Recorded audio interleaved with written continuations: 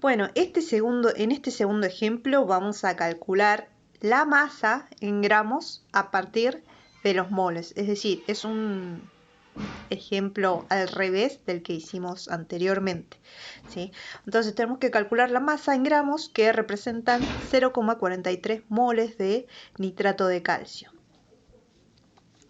Entonces, el objetivo es encontrar la masa en gramos para el nitrato de calcio.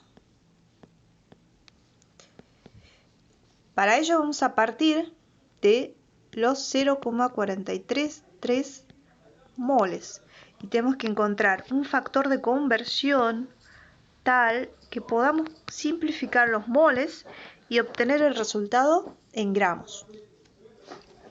Nuevamente vamos a utilizar la relación que hay entre el peso molecular y la masa molar como factor de conversión, por lo cual lo primero que tenemos que calcular va a ser el peso molecular del nitrato de calcio. Hacemos el mismo procedimiento de siempre.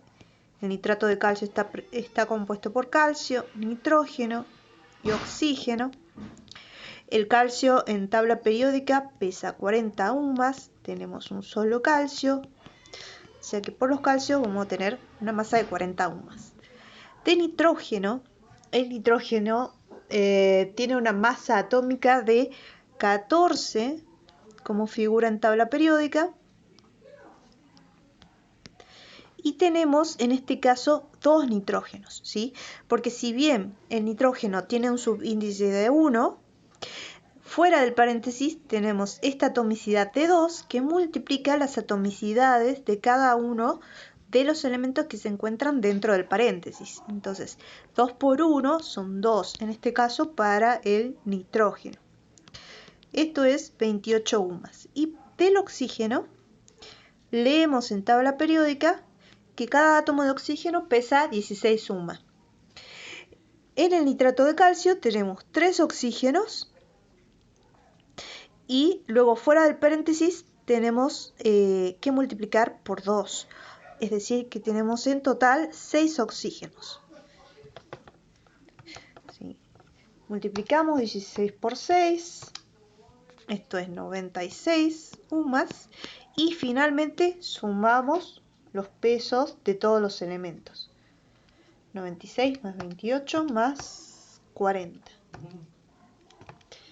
Esto es 164 UMAS. Esto es lo que pesa una molécula de nitrato de calcio. La masa molar, entonces, del nitrato de calcio es igual a 164 gramos por cada mol de nitrato de calcio.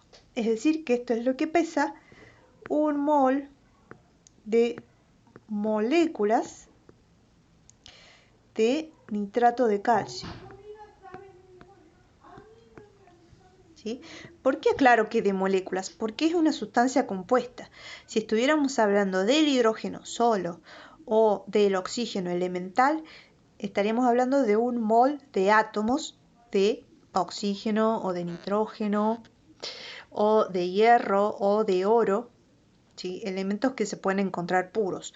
Como estamos hablando de una sustancia compuesta, es decir, una sustancia que está formada por dos o más elementos, entonces estamos hablando directamente de moléculas. ¿Sí? Ya tenemos el factor de conversión, que es la masa molar. Es decir, que un mol pesa 164 gramos. Ahora, ¿cómo vamos a acomodar esto en el factor de conversión? Como sabemos, un mol lo tenemos que poner en el denominador, ya que tenemos que simplificar con los moles iniciales. Y los gramos, entonces, nos queda ponerlos arriba, que es el objetivo, ya que tenemos que obtener el resultado en gramos. ¿Sí? 164 gramos por cada mol. Entonces, tenemos que multiplicar 0,433 por 164. Esto es 71 0,012 gramos de nitrato de calcio. Es decir, que 0,43 moles de nitrato de calcio equivalen a 71,12 gramos de nitrato de calcio. Otra alternativa para obtener este mismo resultado es calcularlo por regla de 3 simple. ¿Sí?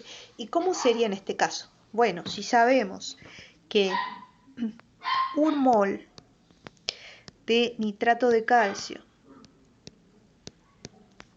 pesa 164 gramos, 0,433 moles de nitrato de calcio van a pesar X gramos, ¿sí?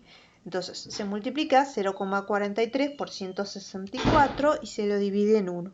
Y esto debería dar el mismo resultado.